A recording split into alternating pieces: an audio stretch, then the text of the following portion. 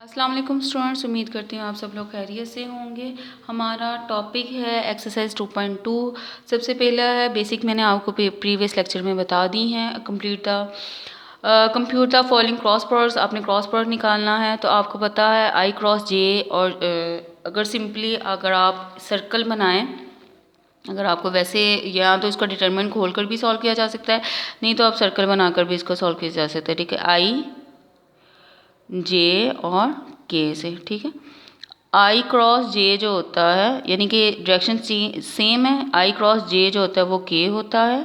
ठीक है, जे क्रॉस के जो होता है वो आई होता है, और के क्रॉस आई होता है जे।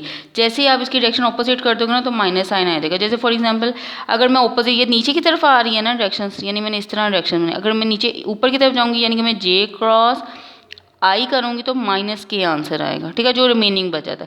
इसी तरह अगर मैं के क्रॉस जे करूँगी, यानी कि नीचे से ऊपर की तरफ जाऊँगी तो माइनस आई आएगा। और सिमिलरली अगर आई क्रॉस के करूँगी तो आपके पास क्या आ जाएगा, माइनस जे आ जाएगा। तो ये कम्यूटेटिव लॉ होती है, यानी कि सर्कल बनाकर आप इसको सिंप्लीफाई कर सकते हैं कि आई क्रॉस जे के होता है, आई क्रॉस जे के होता है, जे क्रॉस के आई होता है, और आई क्रॉस जे जो होता है वो ये एंटी क्लॉकवाइज घूमते हैं। कि जैसे ही आप इसकी डायरेक्शन चेंज कर दोगे, जैसे ये नीचे की तरफ आ रहा है, मैं इसकी डायरेक्शन ऊपर की तरफ कर दूँगी, यानी कि मैं जे क्रॉस आई कर दूँगी तो मेरे पास माइनस के आंसर आएगा। ठीक है, तो इसी तरह आपके पास ये क्वेश्चन है, यानी कि 2 है तो आई क्रॉस जे के होता है, और आई क्रॉस के, देखो ये ओपोजिट आ रहा है बेसिकली, के क्रॉस आई होता है, तो ये नीचे की, यानी कि नीचे से ऊपर की तरफ जाना है, वो ऊपर से नीचे की तरफ आया तो ये माइनस से आ जाएगा। ठीक, सिमिलरली ये क्वेश्चन भी आपका इसी तरह ही होना है। आपने ऐसे करना है, ऐसे कर लें, ऐसे डिटर्मिनेंट खोल कर करना चाहो तो आप ऐसे भी डिटर्मिनेंट खोल के भी कर सकते हो। ठीक है, ये पहला वेक्टर, ये दूसरा वेक्टर है, तो दोनों वेक्टर्स का आपने क्रॉस प्रोडक्ट लेना है। सिंपली मैंने प्रीवियस में समझा दिया है, आई जे के कैसे निकालते हैं। ये 2, ये नहीं, ये पहला वेक्टर, जो क्रॉस प्रोडक्ट में जो पहले लिखा होता है वेक्टर उसको पहले लिखते हैं, जो दूसरे बाद में लिखा होता है वेक्टर उसको बाद में लिखते हैं। जैसे उसने कहा ना इस वेक्टर का क्रॉस प्रोडक्ट इसके साथ लेना है, तो ये वाला पहले लिखा जाएगा और ये वाला बाद में। 2 -3 5 और 6 2 एंड -3। सिमिलरली क्वेश्चन नंबर 2 है, उसने ये कहा है ए माइनस बी का क्रॉस प्रोडक्ट लेना है ए प्लस बी के साथ। तो ए का ए के साथ सेम वेक्टर्स के दरमियान जो क्रॉस प्रोडक्ट होता है वो हमेशा 0 होता है। मैंने आपको पहले भी एक्सप्लेन किया है, सेम वेक्टर्स के दरमियान क्रॉस प्रोडक्ट इसलिए 0 होता है क्योंकि उनके दरमियान एंगल 0 होता है, और साइन 0 क्या होता है, 0 होता है। इसलिए सेम वेक्टर्स के दरमियान क्रॉस प्रोडक्ट क्या होता है आपका, 0 होता है। A cross A 0, I cross I, J cross J, K cross के 0 होता है। ठीक है, तो ये भी 0 हो जाएगा, ये इसके साथ मल्टीप्लाई हुआ तो ये भी 0। ठीक है, ये इसके साथ मल्टीप्लाई, ए क्रॉस बी, पहले उसने इसको इसके साथ मल्टीप्लाई किया ना, तो बी क्रॉस ए, यानी इस पूरे को इसके साथ मल्टीप्लाई, फिर इस पूरे को इसके साथ मल्टीप्लाई किया। ठीक है, तो ये दोनों 0 हो जाएंगे। तो ये क्योंकि डायरेक्शन जब क्रॉस प्रोडक्ट में आई चेंज करते हैं तो डायरेक्शन साइन सेम चेंज हो जाता है। ये बी क्रॉस ए है माइनस के साथ, जब आप ए क्रॉस बी करोगे तो ये माइनस किस में चला जाएगा, प्लस में चला जाएगा। तो ये और ये दोनों ऐड हो जाएंगे, 2 आ जाएगा। ठीक है, उसके बाद है आपका क्वेश्चन नंबर 3 है।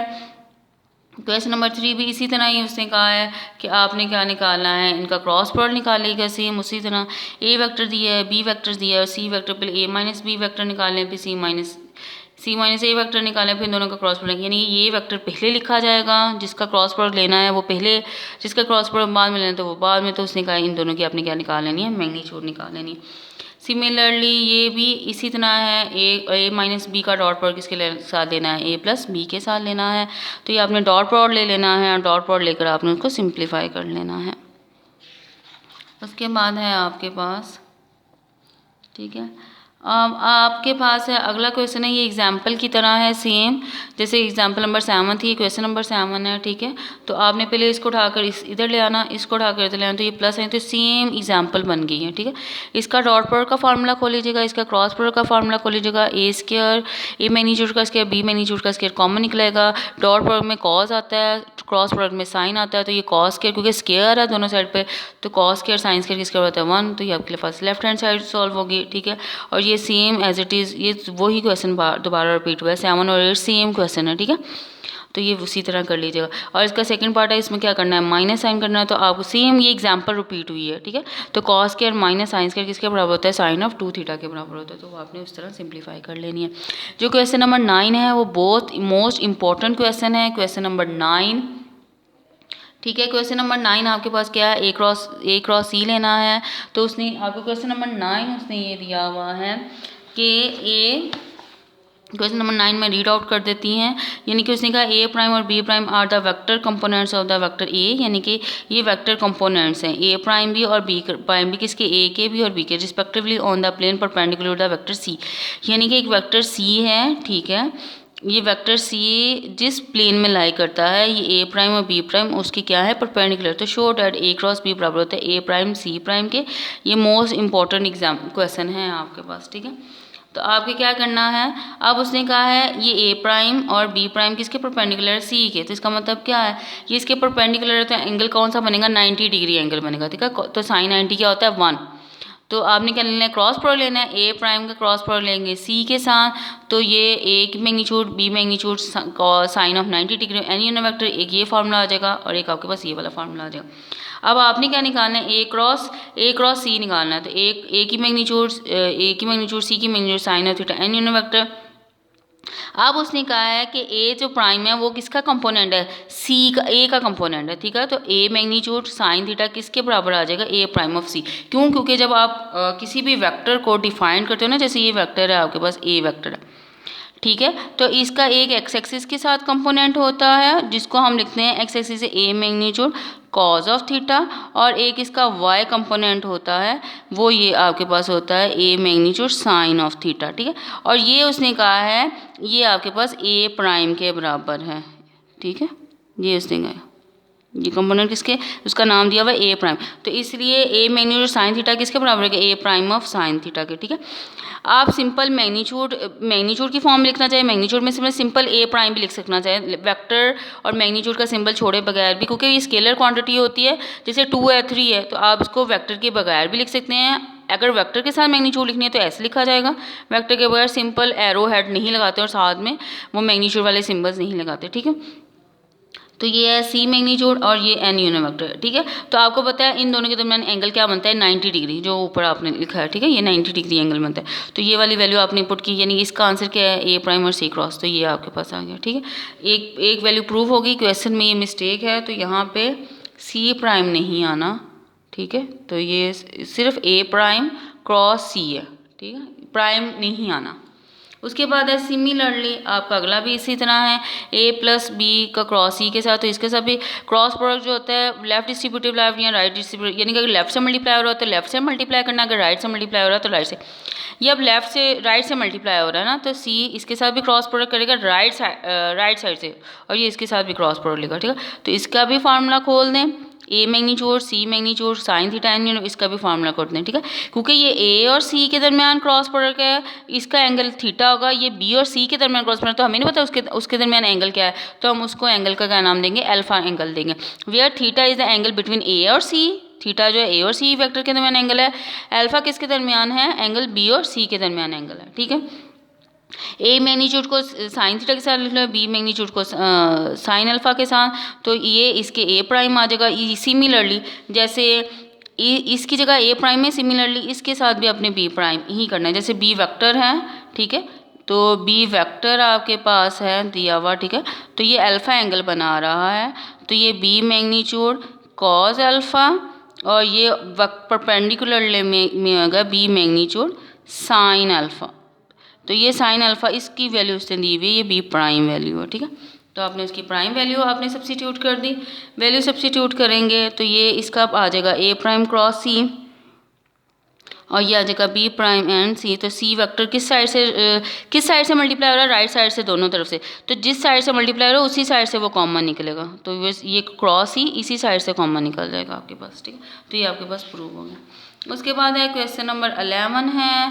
क्वेश्चन नंबर 11 बहुत आसान है, जस्ट आपने क्रॉस प्रोडक्ट लेने हैं, इन सबको आपस में मल्टीप्लाई कीजिएगा। मल्टीप्लाई से ए क्रॉस बी है ना, तो यहाँ पे बी क्रॉस ए आएगा, तो जब आप इसका रोटेशन लोगे, यानी इसको चेंज करोगे, ए क्रॉस बी लिखोगे तो माइनस आना जाएगा, आधे प्लस में आधे माइनस में, तो वो कैंसिल होकर सारा आंसर आपके पास क्या आ जाएगा, 0 आ जाएगा। उसके बाद क्वेश्चन नंबर 10 है। क्वेश्चन नंबर 10 उसने ए बी सी, उसने कहा ये प्रूव करें कि ये होल्ड करता है।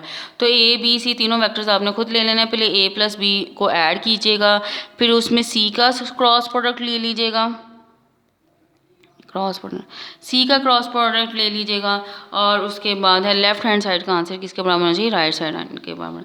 जैसे ए प्लस बी लिया, उसका क्रॉस प्रोडक्ट किसके साथ लेना है, सी के साथ, तो ऐसे लिखा जाएगा। अब आपको डिटर्मिनेंट की प्रॉपर्टी पता है कि कोई भी रो या कोई भी कॉलम आपस में ऐड हो रहा हो दो टर्म्स में, तो उसका डिटर्मिनेंट क्या हो जाता है, अलग अलग हो जाता है। जैसे ए प्लस बी है, A1 B1 A2 B2, ये देखो एक पूरी रो जो है प्लस का शो कर रही है, तो ए वाले के साथ अलग लिखा जाएगा डिटर्मिनेंट और बी वाले के साथ अलग लिखा जाएगा, ये डिटर्मिनेंट की प्रॉपर्टी।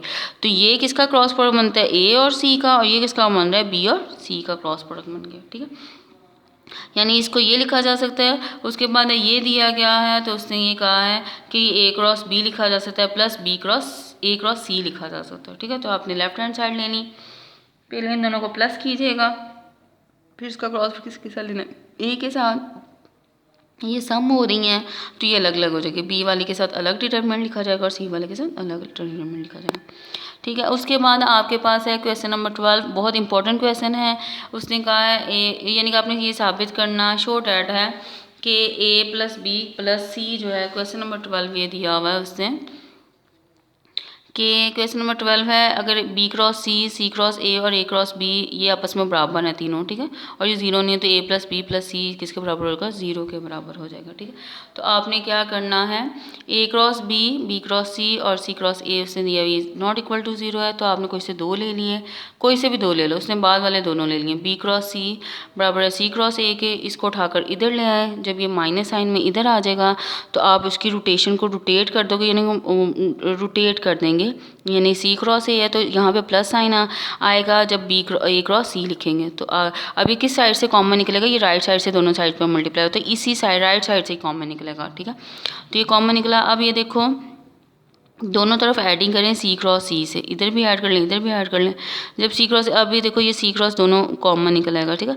तो सेम फैक्टर्स के दरमियान क्रॉस प्रोडक्ट क्या होता है, जीरो, तो ये देखो ये सी इधर से कॉमन निकलेगा तो ये क्या आ जाएगा, A B plus C plus B plus A plus C, और ये इस साइड से राइट साइड से कॉमन निकलेगा। ठीक है, अब आपको पता है सी क्रॉस सी क्या होता है, जीरो होता है। अब ये तीनों वेक्टर्स नॉन जीरो उसने कहा हुआ है, तो ये नॉन जीरो वेक्टर है, इसका मतलब ए प्लस बी प्लस सी किसके बराबर है, जीरो के।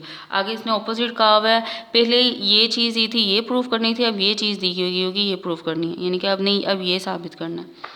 तो आपने क्या करना है, ए प्लस बी प्लस सी ले लेना है इक्वल टू जीरो। ठीक है, और ये आपने क्या करना है, आपकी मर्जी, ए के साथ क्रॉस प्रोडक्ट लेना है, ए के साथ बी के साथ सी के साथ, जिसके साथ मर्जी ले लें। तो अब मैंने ए के साथ क्रॉस प्रोडक्ट लिया है, बोथ साइड्स पे ए के साथ, ए जीरो के साथ कोई भी क्रॉस प्रोडक्ट लेंगे तो आंसर क्या आ जाएगा, जीरो। अब ए क्रॉस इसके साथ भी मल्टीप्लाई इसके साथ भी इसके साथ भी, ए क्रॉस ए क्या होता है, जीरो होता है, तो ए क्रॉस बी किसके बराबर, इसको उठा के उधर ले जाएं तो ये माइनस ए क्रॉस सी आ जाएगा। तो जब इसको चेंज करेंगे तो क्या आ जाएगा, सी क्रॉस, यानी कि हाफ प्रूव हो गया। सिमिलरली आप ये भी प्रूव कर सकते हैं। ये कैसे प्रूव करेंगे, आप बी के साथ मल्टीप्लाई करेंगे तो ये प्रूव होगा, यानी ए प्लस बी प्लस सी ले लेंगे तो उसका क्रॉस प्रोडक्ट किसके साथ लेंगे, बी के साथ लेंगे, तो आपके पास सोल्यूशन आ जाएगा। उसके बाद क्वेश्चन नंबर 13 है, क्वेश्चन नंबर 13 भी उसने यही दिया हुआ है।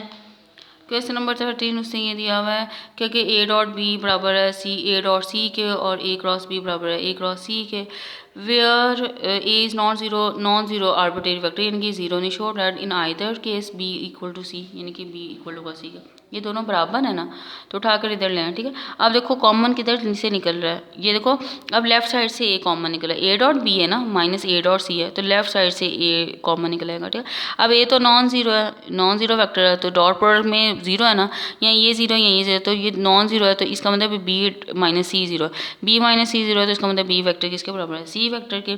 सिमिलरली आपके पास इसका जो सेकंड पार्ट है वो ये दिया हुआ उसने, ए क्रॉस बी बराबर है बी क्रॉस सी के। सिमिलरली इधर इसे ले लिया तो ये क्या लेफ्ट साइड से क्रॉस प्रोडक्ट हो रहा है, तो ये कॉमन निकला, A is not equal to zero, तो इसका मतलब बी माइनस सी जीरो है, बी माइनस सी जीरो, तो इसका मतलब B is equal to C आ जाएगा। क्लियर हो गया। अब आपके पास उसने कहा हुआ है रिक्वायर्ड वेक्टर आपने निकालना है परपेंडिकुलर, देखें उसने कहा है find the vector perpendicular the line A B and C D, तो ए बी वेक्टर निकाल लेंगे सी डी वेक्टर निकाल लेंगे, ठीक है, और उन दोनों का क्रॉस प्रोडक्ट ले लेंगे, तो आपके पास रिक्वायर्ड वेक्टर आ जाएगा जो परपेंडिकुलर आ गया। उसके बाद है एरिया ऑफ ट्राइंगल दी, अब देखो एरिया ऑफ जब ट्राइंगल उसने दी होती है ना, find the area of the triangle whole vertices are A B and C, तो स्टार्टिंग पॉइंट हमेशा सेम होता है। आप जब एडजेसेंट साइड लेते हैं ना, तीन आपके पास पॉइंट्स दिए गए होते हैं, जैसे आपके पास तीन पॉइंट्स दिए गए हैं, एक आपके पास पॉइंट ए दिया है, बी दिया है और सी, जैसे पैरेललोग्राम में भी 4 पॉइंट सीखेंगे। पैरेललोग्राम 4 साइडेड फिगर होती है और ट्राइंगल जो होती है वो 3 साइडेड फिगर होती है, ठीक है। अब ये देखो स्टार्टिंग पॉइंट हमेशा सेम रखना है, ए बी ले लें या ए सी ले लें, आपकी अपनी मर्जी है, लेकिन स्टार्टिंग पॉइंट सेम लेना है। आप बी से स्टार्ट करना चाहते हो बी से ले लो, बी ए ले लो या बी सी ले लो या बी डी ले लो, ठीक है। स्टार्टिंग पॉइंट हमेशा सेम रखना है, या ए डी ले लो, या आपकी मर्जी सी से स्टार्ट करना है सी डी ले लें, सी बी ले लें या सी ए ले लें। तो हमेशा जब भी आपको वर्टिसेस दिए गए होंगे और आपने एरिया निकालना है तो एरिया निकालने के लिए स्टार्टिंग पॉइंट हमेशा क्या होते हैं, सेम होते हैं। सिमिलरली जैसे ये उसने कहा है ना find the area of triangle, तो ए बी और सी दिए हैं तो आपने स्टार्टिंग पॉइंट सेम रखना है, मर्जी ए ले लो, ए बी और ए बी और ए सी के दरमियान क्रॉस प्रोडक्ट लेकर उसकी मैग्नीट्यूड लेनी है, ठीक है। ए बी क्रॉस ए सी, पहले क्रॉस प्रोडक्ट लेना है, फिर उसकी मैग्नीट्यूड लेना है। उसको एरिया ट्राइंगल का है तो हाफ से डिवाइड कर लें, एरिया ऑफ पैरेललोग्राम है तो आपने उसका हाफ से डिवाइड नहीं करना, ठीक है। मेथड को अंडरस्टैंड करें, क्वेश्चन मेथड को अंडरस्टैंड में क्वेश्चन का रट्टे ना लगाएं, ठीक है। ए बी लिया और ए सी लिया तो अब इन दोनों की क्या मैग्नीट्यूड ले लेंगे तो उसको हाफ से डिवाइड। इसी तरह एरिया ऑफ पैरेललोग्राम, अगला क्वेश्चन भी इसी तरह एरिया ऑफ पैरेललोग्राम का है, क्वेश्चन नंबर 16 भी, क्वेश्चन नंबर 18 भी, उसमें वर्टिसेस दिए गए हैं तो ए बी ए सी और ए डी निकाल लीजिएगा, ठीक है। प्रूफ उसने कहा, क्वेश्चन नंबर 18 है जो क्वेश्चन नंबर 18 उसने दिया हुआ है, क्वेश्चन नंबर 18 उसने दिया फाइंड द क्रॉस प्रोडक्ट। उसने कहा है ये तीनों वेक्टर्स दिए हुए, ए पॉइंट्स दिए हुए, ठीक है। और द वर्टिसेस ऑफ पैरेललोग्राम से कहा वर्टिस ऑफ पैरेललोग्राम है। वर्टिस ऑफ पैरेललोग्राम तब होते हैं जब अपोजिट साइड्स की जो लेंथ होती है वो सेम होती है, फाइंड द एरिया, ठीक है। अब देखो ए बी साइड पैरेललोग्राम तब होगी जब अपोजिट साइड आपस में बराबर होंगी। ये साइड बराबर होगी इस साइड के और ये साइड बराबर होगी इस साइड के। एरोज लगाने ज़रूरी हैं। ए बी साइड ले रहे हो तो डी सी लेनी है, ठीक है, क्योंकि ये वेक्टर एनालिसिस में डायरेक्शन मेंशन होना ज़रूरी होती है। अगर आप डायरेक्शन ऑपोजिट ले लोगे ना या सी डी ले लोगे तो माइनस साइन का फ़र्क आ जाएगा। ए बी साइड किसके बराबर होनी चाहिए, डी सी साइड के, और ए डी साइड किसके बराबर होनी चाहिए, बी सी साइड के बराबर होनी चाहिए। ए बी साइड, ठीक है, ए बी साइड बराबर हो जाएगी डी सी साइड के, दोनों साइड्स बराबर आ गई, और ए डी साइड किसके बराबर हो जाएगी, बी सी साइड के, ठीक है। तो ये बराबर होगी, यानी कि अब देखो here A B is parallel and equal to D C और B C parallel to equal to A D, ठीक है। अब क्या निकालना है, अब आपने क्या निकालना है, दोनों वेक्टर्स आपस में क्या आ जाए सेम। अब उसने कहा है कि आप इसके चेक करें इसका एरिया ऑफ ट्राइंगल निकालें, तो क्या करेंगे, एरिया ऑफ ट्राइंगल निकालने के लिए स्टार्टिंग पॉइंट सेम होना चाहिए। A B A D starting point क्या होना चाहिए, same, A B A D, या सी बी डी लिया तो सी बी, आपकी अपनी मर्जी है जैसे मर्जी ले, लेकिन स्टार्टिंग पॉइंट उसका क्या होना चाहिए, सेम। तो ये इतना पार्ट भी कर लोगे तो काफ़ी ये करना जरूरी है। From the question 1 it is the 4 points lie on the same plane in the vertices of parallelogram, ठीक है, ठीक है। तो आप इतना भी कर लोगे तो काफ़ी ये एक्स्ट्रा है, ना भी करो तो कोई इशू नहीं है, ठीक है। अब क्या है, ये एरिया ऑफ पैरेललोग्राम उसने निकालने के लिए दिया है तो ए क्रॉस बी ले लीजिएगा, और आगे इसके आपने मैग्नीट्यूड लाजमी निकाल लेनी हुई, ए क्रॉस बी की आपने क्या निकालनी है, मैग्नीट्यूड निकाल लेनी, ठीक।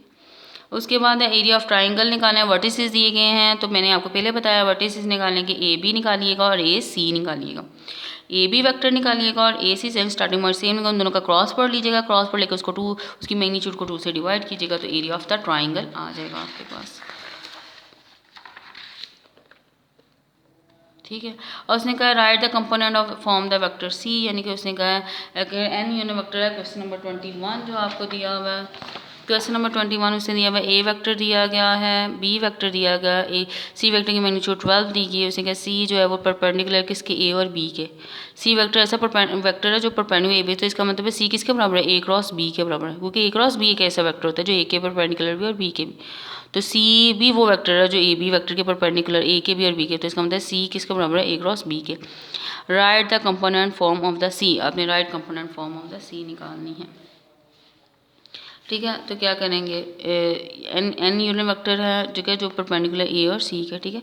तो क्या करेंगे, ए क्रॉस बी ले लेंगे, वो एन यूनिट वेक्टर उसका नाम दे दिया, एन यूनिट वेक्टर ना ज़रूरी आप नाम भी दो, एन वेक्टर नाम देना है दे ले, नहीं देना आपकी अपनी मर्जी है, ठीक है। वेक्टर की वेक्टर को वेक्टर की मैग्नीट्यूड से डिवाइड किया तो कि एन यूनिट वेक्टर निकला है। उसने कहा है ये जो यूनिट वेक्टर है इसको आपने क्योंकि सी की मैग्नीट्यूड उसने क्या दी हुई है, 12 दी हुई है, तो उसने कहा write the component form of the C. तो सी जो यूनिट वेक्टर है उसको क्या 12 से मल्टीप्लाई करेंगे तो वो कंपोनेंट आपके पास सी वेक्टर आपके पास निकल आएगा। ये कैसा आ गया, ठीक है। उसके बाद है एन यूनिट वेक्टर को 12 से मल्टीप्लाई किया तो आपके पास आंसर आ गया। अब क्या है, ए क्रॉस बी उसने इस तरह दिया हुआ है, ठीक है। तो ए वेक्टर आप लेट कर लो, A1 I B1 J और A3 K, तो आपने इसकी वैल्यू सब्स्टिट्यूट करेंगे, बी वेक्टर के साथ मल्टीप्लाई करेंगे तो आपके पास क्या आ जाएगा, सेम वही आ जाएगा।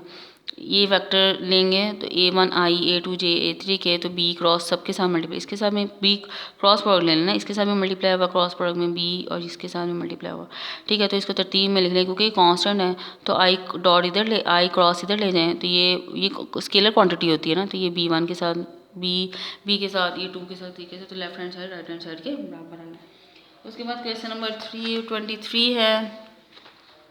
क्वेश्चन नंबर 23 ए दिया है, बी दिया है, सी दिया है। These vectors have the common initial points, इनके इनिशियल पॉइंट्स है, find whether their determinant points. Determinant points होते हैं जो एंडिंग पॉइंट्स कहलाते हैं, वो determinant points on the line, on the same line. वो कहता है इन ये जो वेक्टर्स है ना, ये ए और बी और सी, ठीक है, इनके इनिशियल पॉइंट तो तीनों के सेम है, ठीक है। उसने कहा जो इनके डिटरमिनेंट पॉइंट है वो एक ही लाइन में लाई करते हैं कि नहीं, जैसे ये इनिशियल पॉइंट तीनों वेक्टर्स की, ए वेक्टर है, बी वेक्टर और सी वेक्टर, तीनों के इनिशियल पॉइंट सेम है। उसने कहा इनके जो डिटरमिनेंट पॉइंट्स है, यानी कि ये एंडिंग पॉइंट, ये भी एंडिंग पॉइंट और ये भी ये सेम लाइन में लाई करते हैं। सेम लाइन में लाई करने का मतलब क्या होगा, ये कोलिनियर होंगी। एक कोलिनियर का मतलब होता है एक ही लाइन में लाई करना, और एक ही लाइन में लाई करने का मतलब ये होता है आपके पास कि उसके एक ही लाइन में लाई करने का मतलब ये होता है कि वो पैरेलल वेक्टर्स होते हैं। पैरेलल वेक्टर्स को कैसे लिखते हैं, A is equal to lambda B की शक्ल में, यानी कि उसमें कोई कौन ए वेक्टर दिया, बी वेक्टर दिया, तो आपने कहा ए बी वेक्टर निकाल लेना है, बी सी वेक्टर निकाल लीजिएगा, ठीक है। और क्या क्या, B C is equal to minus lambda A की शक्ल में लिखा जाएगा, तो इसका क्या मतलब, ये कोलिनियर वेक्टर्स कहलाते हैं। उसके बाद आपका क्वेश्चन नंबर जो है 24 है। क्वेश्चन नंबर 24 उससे आपको ये दिया हुआ है। क्वेश्चन नंबर 24 बहुत इंपॉर्टेंट क्वेश्चन है। क्वेश्चन नंबर 24 उसने दिया हुआ है आपको। क्वेश्चन नंबर 24 में दिया हुआ ए दिया है, unit vector B unit vectors दिए हुए, दोनों वेक्टर थीटा उसने कहा है कि एंगल है ए और बी वेक्टर के अंदर शॉर्ट है, ये दिस टर्म होल्ड करती है, ठीक है। तो क्या करेंगे, ए और बी जो है वो दोनों ही यूनिट वेक्टर्स दिए गए हैं। तो अब आपने क्या करना है, बी माइनस ए दिया है ना, तो बी माइनस ए की मैग्नीट्यूड का स्क्वायर ले लो आप, ठीक है। तो आपको पता है ए डॉट ए बराबर होता है ए मैग्नीट्यूड के स्क्वायर के, ठीक है। तो ये बी माइनस ए होल पूरा वेक्टर उसकी मैग्नीट्यूड का स्क्वायर है, तो इसका मतलब B minus A dot B minus A, ये पूरा एक वेक्टर है, ठीक है। जैसे आपके पास दिया गया होता है, यानी कि ए मैग्नीट्यूड का स्क्वायर लिखते हैं ना, ए dot A vector dot A vector, ठीक है। सिमिलरली आपने उसका भी डॉट पर ऐसे ही लेना है, यानी कि बी माइनस ए वेक्टर दिया गया है, आपने जब उसकी मैग्नीट्यूड का स्क्वायर लिया तो वो वेक्टर इसी तरह खुलेगा, ये पूरा एक वेक्टर। तो बी माइनस से बी माइनस दोनों का डॉट प्रोडक्ट ले लें, ठीक है। तो ये दोनों आपस में कैंसिल आउट नहीं होंगे, ठीक है, क्योंकि ये B dot A dot B बराबर होते हैं, कम्यूटेटिव ला डॉट प्रोडक्ट में होल्ड करते हैं। ए का ए के साथ डॉट प्लेन तो ए मैग्नीट्यूड का स्क्वायर आ जाएगा, बी का बी के साथ डॉट प्लेन तो बी मैग्नीट्यूड का स्क्वायर आ जाएगा, ठीक है। ये दोनों ऐड हो जाएंगे तो माइनस 2 ए भी आ जाएगा। अब मैग्नीट्यूड का स्क्वायर देखें, अब ये दोनों क्या है, ए और बी, ये दोनों क्या यूनिट वेक्टर्स हैं। यूनिट वेक्टर्स हैं तो उनकी मैग्नीट्यूड क्या होगी 1, बी मैग्नीट्यूड भी 1 और ए मैग्नीट्यूड भी 1, तो ये भी 1 ये भी 1, तो ये आ जाएगा, तो ये 2 माइनस 2 कॉस थीटा आ जाएगा, ठीक है। क्योंकि इसका डॉट पर आप फार्मूला खोल देंगे, ए डॉट ए की मैग्नीट्यूड बी की मैग्नीट्यूड कॉस ऑफ थीटा, तो 2 कॉमन निकलेंगे तो 1 माइनस कॉस थीटा, ठीक है। तो डबल एंगल आइडेंटिटी वाले फार्मूले यूज़ करें, जैसे कॉस 2 थीटा होता है 1 माइनस 2 साइन स्क्वायर थीटा, ठीक है। तो आपके पास फार्मूला ये होता है ना, कॉस 2 थीटा बराबर होता है 1 माइनस 2 साइन स्क्वायर थीटा। यहाँ पे डबल है तो यहाँ पे हाफ है, अगर यहाँ पे हाफ लोगे तो यहाँ पे उसका भी हाफ आ जाएगा, थीटा बाय 2 आ जाएगा, ठीक है। तो ये इधर आ जाए, इसकी वैल्यू इधर ले जाएं, तो आपके पास क्या आ जाएगा, 2 साइन स्क्वायर थीटा बाय 2 किसके बराबर आ जाएगा, 1 माइनस कॉस थीटा। तो 1 माइनस कॉस है 2 साइन स्क्वायर थीटा बाय 2, तो 2 2 से 4, तो वो तरह के डिवाइड हो गया, तो आपके पास आंसर आ गया। क्वेश्चन नंबर 24 भी बहुत इंपॉर्टेंट है, क्वेश्चन नंबर 25 भी बहुत मोस्ट इंपॉर्टेंट क्वेश्चन है। क्वेश्चन नंबर 25 उसने दिया हुआ है, show that the component of the vector, उसने कंपोनेंट ऑफ द वेक्टर आपको दिया हो गया है। Component show that component of unit vector जो है वो ये सर्कल दिया है, उसने कहा है सर्कल का जो यूनिट वेक्टर टेंजेंट वेक्टर आप निकालेंगे ना, तो उसकी वैल्यू आपके पास ये निकलती है। तो टेंजेंट होता है फर्स्ट डेरिवेटिव को टेंजेंट कहते हैं, ठीक है। तो सर्कल की जो पैरामीट्रिक इक्वेशन होती है वो X is equal to A cos theta होता है, Y is equal to A sine theta होती है। और पोजीशन वेक्टर जो होता है वो X I plus Y J, ये आपने सेकेंड ईयर में पढ़ा होगा 6 चैप्टर कॉनिक सेक्शंस वाले चैप्टर में। आर क्या होता है, पोजीशन वेक्टर होता है फ्रॉम ओ टू पी, तो आर के X I plus Y J, तो एक्स की वैल्यू आर कॉस एक, क्योंकि अब सर्कल हमने R basically X equal to R cos theta Y equal to R sine theta होता है, इसमें सर्कल की इक्वेशन हम ए ले रहे हैं, ठीक है, और रेडियस आपके पास क्या है ए आर है, तो ए कॉस थीटा ए प्लस ए जाए साइन थीटा जाए, थीटा के लिहाज से इसका डेरिवेटिव लेंगे, कॉस का derivative sine minus sine, sine का डेरिवेटिव प्लस कॉस, ठीक है। अब इसकी मैग्नीट्यूड लेंगे तो वेक्टर को वेक्टर की मैग्नीट्यूड से डिवाइड करेंगे तो आपके पास आंसर आ जाएगा, ठीक है। तो आप मैग्नीट्यूड लिए, मैग्नीट्यूड में आप ये कॉस स्क्वायर थीटा ये मैग्नीट्यूड लिए, ठीक है, तो ये आया, वेक्टर को वेक्टर की मैग्नीट्यूड से डिवाइड किया, तो ये किसकी वैल्यू बन रही है, ये वाई की वैल्यू बन रही है, क्योंकि X is equal to A cos theta, ये एक्स की, ये किसकी वाई की, तो वैल्यू पुट की तो आपके पास आंसर आ जाएगा। सिमिलरली क्वेश्चन नंबर 26 भी ऐसे ही है, ये मैग्नीट्यूड है, आपने क्या करना है, ये स्क्वायर्स खोल लीजिएगा, मैग्नीट्यूड के स्क्वायर्स को आपस में खोलिएगा, तो ये कंप्लीटिंग स्क्वायर बनेगा, क्योंकि देखो ना ये मैग्नीट्यूड है ना, तो a plus B plus C का whole square, A square plus B square plus C square plus 2ab, A square plus B square plus C square plus 2ab plus 2b square 2 plus 2ca, तो क्या करेंगे, a को ये 2ab है तो a को b के साथ अटैच कर देंगे और b को c के साथ अटैच करेंगे और c को a के साथ अटैच करेंगे, तो आपके पास क्वेश्चन कंप्लीट हो। क्वेश्चन नंबर 17 मिस हो गया था तो एक्सरसाइज में से, तो ये वो यहाँ सॉल्व हुआ है कि दो यूनिट वेक्टर, ये पिछली एक्सरसाइज की तरह का क्वेश्चन है, ठीक है।